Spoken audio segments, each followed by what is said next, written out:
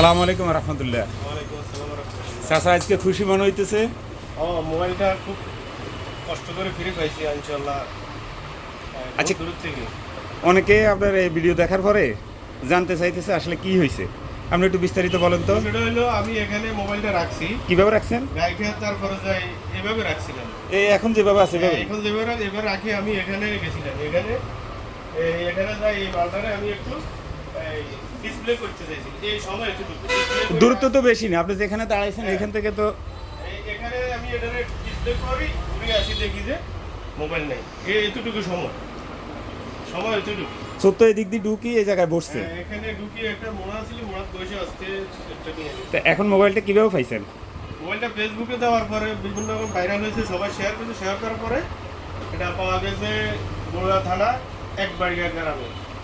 তো আমাদের এই ব্রিকফিল্ডের কামরু ভাইয়ের পরিচিত ওই লোকটা, ওখানে মেম্বার, উনি ওনার শেয়ার পাইয়া ওনার ফোন দিয়েছে। ফোন দেওয়ার পরে কামরু ভাই বলছে যে ওই যে মোবাইলটা যে নিয়েছে এই লোকটা আমাদের ছোট ভাই, কালীবাড়ির ব্যবসায়ী, আমাদের ছোট ভাই। যে মোবাইলটা যদি এখানে পাওয়া যায় তাহলে পরে কামরু ভাই ফোন দিয়েছে, আর এরপরে ওই লোককে বলছে ঠিক আছে, তো আমরা চিনছি, তো আমাদের মোবাইলটা ইনশাল্লাহ যত সম্ভব আমরা চেষ্টা করবো উদ্ধার করে দেওয়ার জন্য। তাহলে ওখানে যে গ্রামের লোকজন আছে ওনারা ভিডিওটা দেখার পরে সোর্স চিহ্নিত করা হয়েছে। হ্যাঁ, তো চিহ্নিত করা আচ্ছা, হয়েছে। করার পরে ওনারা মোবাইলটা আপনাকে দেওয়ার জন্য সহযোগিতা দিচ্ছে সহযোগিতা পাওয়ার দিচ্ছে। জন্য।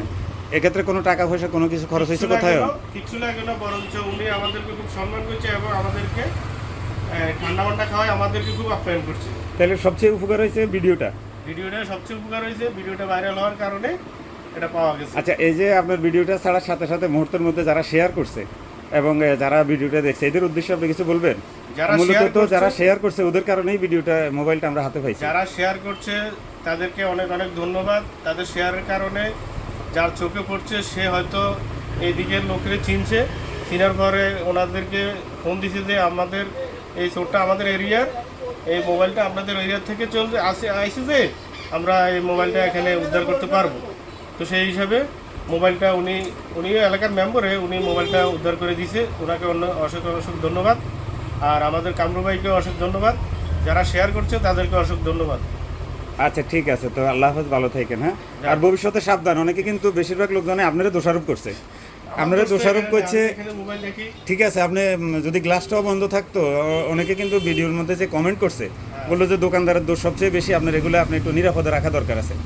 আর ভবিষ্যতের জন্য সাবধান, আপনি যখনই ওদিকে বা যেখানে কোনো কাজে যাবেন মোবাইলটা আপনার হয় ডয়ারে রাখবেন, নাহলে গ্লাসটা আপনি চাপানো রাখবেন। আসলে এটাও কথা ঠিক। আর যখন কিছু হারা যাবে তখন এটা এই হচ্ছে ওনার ব্যবসায়ী প্রতিষ্ঠান। উনি মেয়র কালীবাড়ি বাজার একজন প্রতিষ্ঠিত ব্যবসায়ী, জননী ইলেকট্রনিক্স। দীর্ঘদিন থেকে এখানে বিজনেস করে আসতেছে। এর আগেও ওনার সাথে এই ধরনের অনেকগুলো ঘটনা ঘটছে। মোবাইল এর আগে একটা হারাইছে, থানায় জিডি পর্যন্ত হয়েছে। ওই মোবাইলটা তো আর পাওয়া যায়নি, পাইছি।